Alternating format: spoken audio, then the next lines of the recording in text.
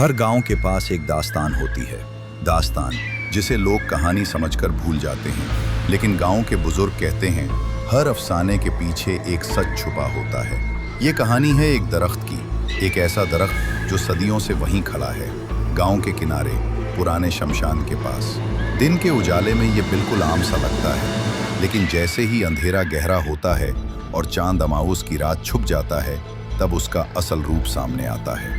कहते हैं जिसने भी उस रात उस दरख्त के नीचे कदम रखा, वो कभी वापस घर नहीं लौट सका, क्योंकि ये सिर्फ परछाई नहीं बल्कि इंसान की रूह को खींच लेने वाली एक भूख है।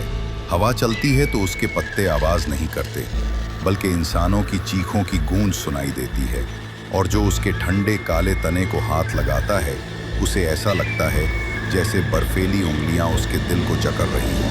गांव वाले कहते हैं ये दरख्त पहले इंसान था, एक ऐसा इंसान